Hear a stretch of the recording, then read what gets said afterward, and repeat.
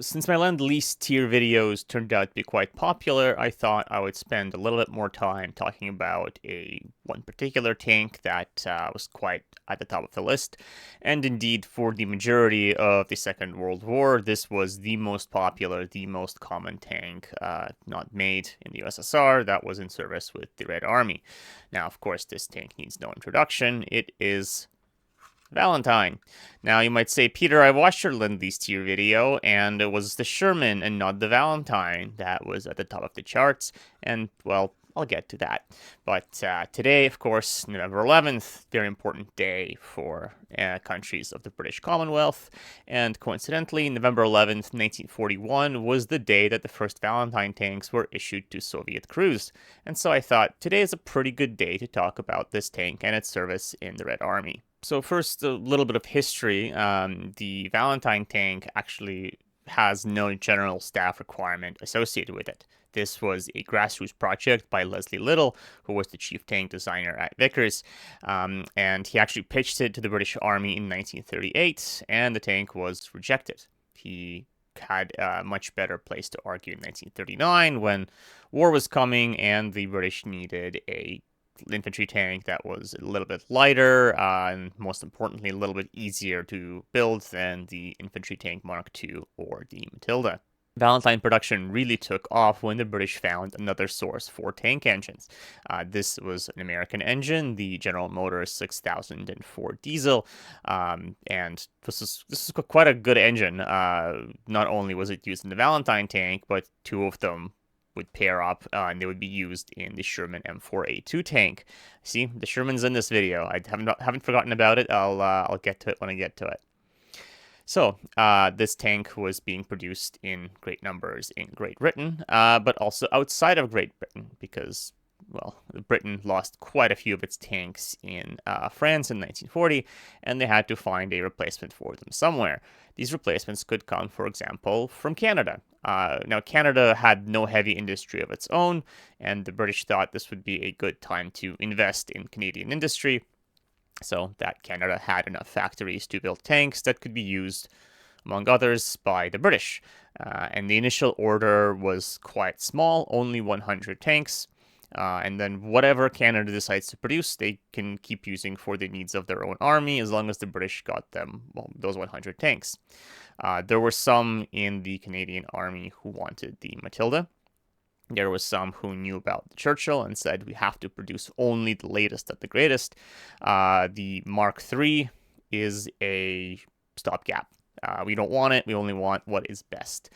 Unfortunately for the Canadians, the Churchill weighed 40 tons, and the design was not yet actually done at that point. The Valentine, weighing only 16 tons, could actually be produced at the Angus shops in Montreal, which previously before the war, they built train cars there. Converting locomotive factories to tank factories was quite a common solution because they already had a lot of lifting equipment and personnel who were familiar with very large, very heavy metal components. So Canada agreed to build the Valentine tank, and well, very fortunately, because the order went up from first 100 to 200, then to 300, then to 788, and then in total, Canada ended up producing 1,420 Valentine tanks in the Angus shops before production stopped in 1943. Now, even though the goal was to build tanks for Canada's own army, Canadian tankers never got to go to war with their own Valentine tanks. That is because the British requisitioned the entire supply of Canadian-built tanks, except for 30 units that would be left in Canada for training. However, even the British didn't actually get to fight in these tanks. The British only ended up keeping 2 of them for trials, and the rest were sent to the USSR. The Valentines were some of the first foreign tanks to arrive in the USSR, having left Britain on September 28, 1941, one day before the Three Powers Conference in Moscow, where British, Soviet, and American leaders met to discuss the terms of aid that Britain and the USA would offer to the USSR to fight Hitler. Of course, there was no lending or leasing to be spoken of before this conference took place, and so the Valentine tanks that arrived in the USSR on Convoy PQ-1 were paid for in gold. But, well, the Valentine was a tank that was worth the price of admission. In the Red Army, the Valentine was considered superior to the Matilda for pretty much all the same reasons that Leslie Little envisioned it for. It was smaller, it was lighter, it was faster. I mean, it performed really well in the Battle of Moscow. I have a whole nother video where I talk about the performance of British tanks in November and December of 1941. But suffice it to say that it really managed to prove itself in battle. The Matilda, not so much, but the Valentine definitely recommended itself well. The Valentine actually found itself a doctrinal spot with the Red Army. You often hear kind of complaints about the idea of infantry tanks that the British had. I know it was so archaic by World War II, but the Red Army had a very, very similar idea for its light tanks. They weren't for reconnaissance, they weren't for high-speed flanking, they were for direct support and cooperation with infantry. And the Red Army actually had a light tank that was in many ways similar to the Valentine, the T-50. Now, the T-50 was quite a bit faster than the Valentine, that's true. But really, when you're supporting infantrymen, they move around at a speed of about 5 kilometers an hour. It doesn't really matter if your tank goes 25 or 50. The infantry isn't going to go any faster. Aside from the speed, the tanks were kind of similar. They had similar armament, they had similar armor, both had thick enough protection that they could bounce a hit from a light enemy anti-tank gun, and, well, you can't really expect a light tank to resist anything bigger. Both of the tanks could perform the function of a light infantry support tank equally well, with one very important difference. The Valentine was actually available. In 1941, the T-50 was a very, very, very rare tank, and in 1942, production ended altogether in favor of the T-34. So, Valentine actually being on the battlefield was better than a tank that was faster and superior maybe in other ways, but was not actually available. So in 1941, the Valentine proved that it was superior to the Matilda, and it was the better foreign tank out of the two. And then in 1942, you get some new competitors. You get the light tank M3 and the medium tank M3. Technically, the first M3 tanks arrived already in December of 1941, but they hadn't been processed until the beginning of 1942, which is why you see different delivery numbers in different sources. Nevertheless, by the spring, these tanks were on the front lines, and they did see action in the summer and fall of 1942, including such very impactful conflicts as the Battle of Stalingrad and the Battle for the Caucasus. So these American tanks, they were pretty good, but they had their own issues. For one, you can kind of compare the size. The Valentine was considerably smaller. It had a much lower profile than the medium tank. Well, both the light tank M3 and the medium tank M3, but especially the medium, you can see that it's quite significantly taller. If the tanks were fighting in the open steppe, which the most important campaign in the summer of 1942 was in the south, this is a considerable disadvantage. The higher tank is, especially if its side armor is so thin and so flat, it makes for a very big and very tempting target. The other issue with the American tanks was fuel. So Valentines ran on diesel, and they ran on Soviet diesel perfectly fine. The American tanks used radial gasoline engines, and they needed high-octane gas. In the war, high-octane gas was reserved for aircraft. And so Soviet tankers had to make do by taking 70 or 78 octane gasoline and mixing it with an anti-knocking agent. This worked, and in trials, the Soviets actually managed to get American tanks moving faster than the official speed limit. So clearly the performance was good enough. But the problem is that the anti-knocking additives are made of tetraethyl lead, which is very, very, very poisonous, and it was difficult to work with. You needed special chemical protection suits, which does not make it particularly easy or fun to handle. Meanwhile, British tanks, well, they just like diesel, right? You can have a unit of T-34s, KVs, Valentines. They all use the same fuel. It's very convenient for the supply chain. Thirdly, the Americans did have a little bit of trouble ramping up production to the volumes required by a world war.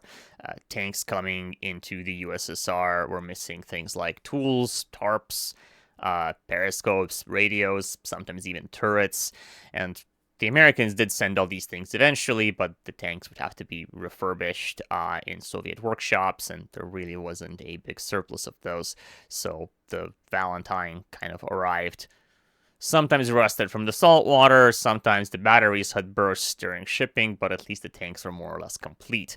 And so the British packed supplies, at least anecdotally, had arrived a little bit safer than the ones that came from the US. There were also issues with tracks. The American tanks used these nice, soft, smooth rubber tracks, which are nice. They're quiet. They don't scratch up concrete. But unfortunately, in the winter, rubber hardens. They have no traction at all, and they slip very easily. In the summer, on the other hand, rubber becomes soft, and if you drive at high speed or if you drive in rocky terrain, it actually tears it to pieces, and the tracks go bald. This was a problem encountered by Sherman crews in Italy as well. It wasn't exclusive to the USSR, but this was something the Soviets noticed and found quite annoying. In the meantime, Valentine tracks, well, they're made of metal. They do sometimes slip and slide on icy terrain, but they did much better than the Matilda. And spurs were actually developed in the USSR that you could put in Valentine tanks and improve traction. The design of the tanks themselves also left something to be desired. The medium tank M3, of course, has this weird triple-tiered armament, which even the Americans themselves weren't particularly thrilled with. And of course, one of the major defensive tactics in the Red Army was digging your tank in. If you put it in a semi-caponier, it's protected from three sides from attack, and if you need to relocate, you can simply drive out and drive away. If you dig in an M3 tank, you cover up the 75mm gun, and you have lost your primary armament, which, of course, is kind of bad. You can't really conceal much of the tank and still leave the 75mm gun sticking out. The M3 Light was a much more conventional design, but the Soviets really didn't like the fact that it was quite cramped inside. I have the turret basket modeled here that was introduced on the M3A1 light tank.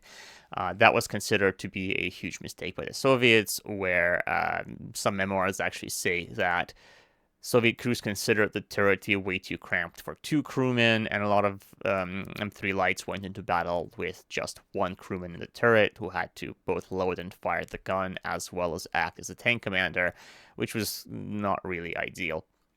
All this led to the fact that the orders of M3 tanks were cancelled. There was the last large shipment came in January of 1943, and then there was a small trickle of tanks throughout the rest of the year. But that was kind of it. The age of the medium and light tank M3 in the Red Army, the golden age, was really the summer and fall of 1942. In the meantime, shipments of the Valentine were still going strong. So by November of 1943, the USSR had received 2,178 Valentines, 945 M3 mediums, and 1,237 M3 lights. So almost as many Valentines as both types of American tanks put together. Of course, the M3s weren't the only American tanks in town, and in November of 1942, the USSR received the M4A2 Sherman. I don't have a Red Army Sherman in my collection, unfortunately, so you get to stare at this USMC M4A2, but it's the same tank, really. Nevertheless, the Red Army got their hands on the USA's latest and greatest medium tank. This was a peer of the T-34. It was a conventional medium tank in the 30-ton class without any weird triple levels of armament. It had a 75mm gun in its rotating turret, which was comparable in firepower to the T-34's F-34 gun. It was a little bit taller. It had flat side armor, which the Soviets didn't like that much. There were other advantages and disadvantages that evaluations of the design revealed, but in many ways it was the T-34's peer, and you would think this is it, the Valentine is finally done for. It turns out that not so much. The Sherman, like the M3s, came with its share of glitches. The most important one was the engine fuel injectors. The injectors would scorch after about 5 to 10 hours of use, which then disabled the engine. This was a huge problem. There was a lot of scandals about it, lots of writing back and forth. American delegations were sent to the USSR to figure out what's going on with these Sherman tanks. Uh, Officially, the Americans claimed that this was due to user error. The Soviets would claim that this is a problem with American assembly. It is due to assembly defects. I'm inclined to agree with the Soviets because the British were reporting exactly the same errors from their side to the Americans. The Americans were saying, well, you shouldn't be taking apart our engines and reassembling them. And the British were saying, well, we kind of have to because they're assembled very poorly and they're filled with debris, foreign objects of all sorts, and they have to be refurbished in British workshops before they could be issued. I digress. This isn't a Sherman video. This is a Valentine video. But these kind of technical issues really plagued the Sherman tanks arriving in the USSR early on. The Sherman was still quite a raw and unrefined design by November of 1942. On the other hand, the Valentine had been in production for ages by that point, and it was a well-polished machine that worked well like clockwork. The other issue is availability. Over 1,000 Valentines had been received in 1943 alone. On the flip side, supplies of the Sherman were never high, and the trickle of tanks dried out in May of 1943. The USSR received just enough tanks to equip a handful of brigades, which fought in the summer of 1943, but well, it was nothing compared to the Valentine. The Valentine was available in numbers. It was used across the whole Eastern Front, most notably in the south, so around the Black Sea and in the Caucasus.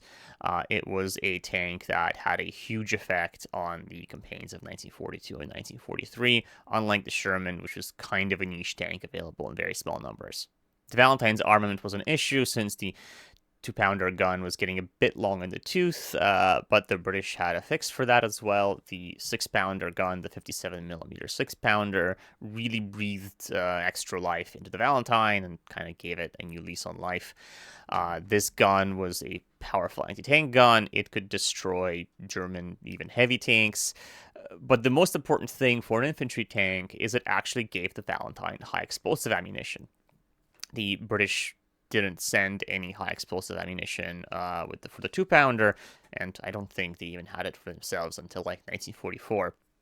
But the Americans had a copy of the 6-pounder in production under the designation M1, and this gun was installed on a number of vehicles, including the gun motor carriage T-48, which was sent to the USSR and used under the designation Su-57.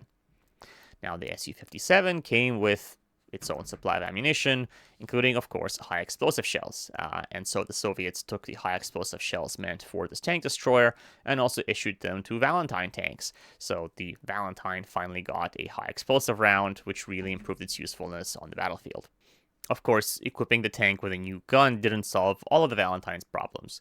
Most notably, its low top speed really became apparent during the high-speed offensives that characterized late 1943 and 1944.